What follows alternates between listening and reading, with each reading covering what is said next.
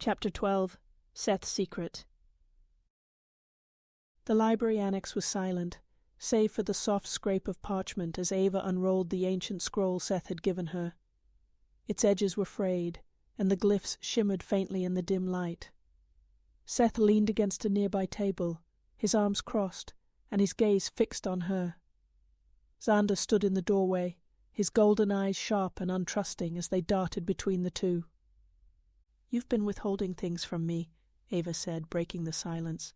Her voice trembled slightly, but her silver eyes locked onto Seth's with unwavering intensity.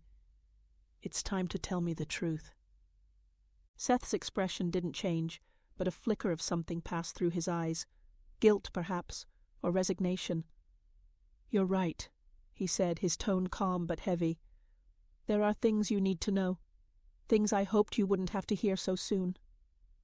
Ava set the scroll aside, her hands trembling slightly. "Then start talking." Seth straightened, his movements slow and deliberate. "My family, the Oath Keepers, as some call us, have been bound to the Silver Wolf for generations. Our purpose is singular, to protect the one chosen by the prophecy, no matter the cost." "Why didn't you tell me this before?" Ava asked, her voice sharp. "Why all the secrecy?" "Because it's not just about protection," Seth admitted, his jaw tightening. "The Guardian's oath requires more than loyalty. It demands sacrifice." The room seemed to grow colder. Ava's heart pounded as she met his gaze, the weight of his words sinking in. "Sacrifice?" she whispered. Seth nodded. "The prophecy speaks of balance, Ava. Light and shadow. The Silver Wolf's power alone isn't enough to seal the darkness.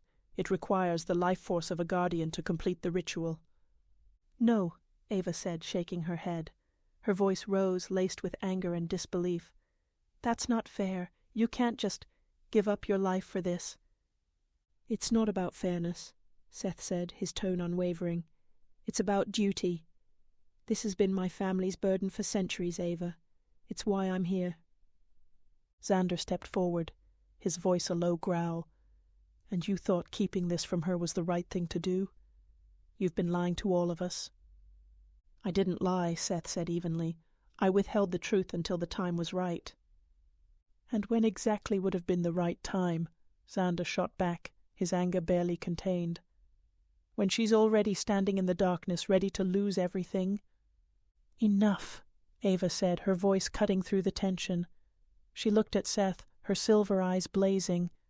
"I don't accept this. There has to be another way. We'll find one." Seth's expression softened, but his gaze remained steady. "Ava, the prophecy is clear. This is the only way to ensure the darkness is sealed. You have to accept that." "No," she said firmly. "I won't let you sacrifice yourself for me." The room fell silent, the weight of their words pressing down on all of them.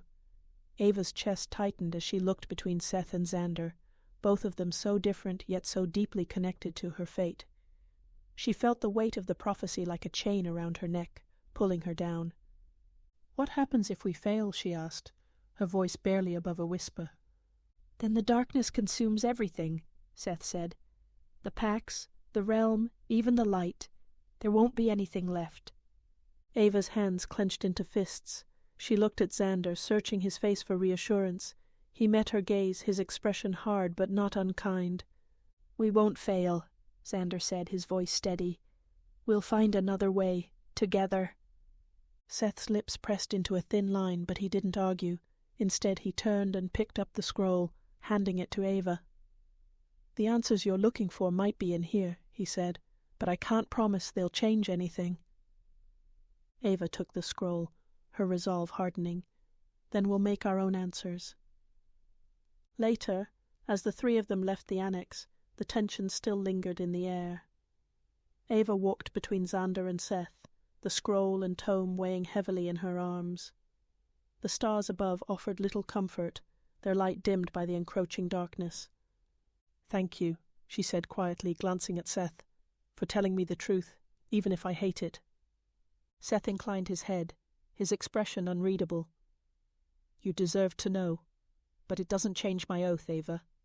When the time comes, I'll do what needs to be done." "We'll see about that," Xander muttered, his tone cold but protective. Ava said nothing, her mind racing as she stared ahead into the dark forest. The path before her was uncertain, but one thing was clear: she wouldn't let anyone else bear the burden of her destiny, not if she could help it.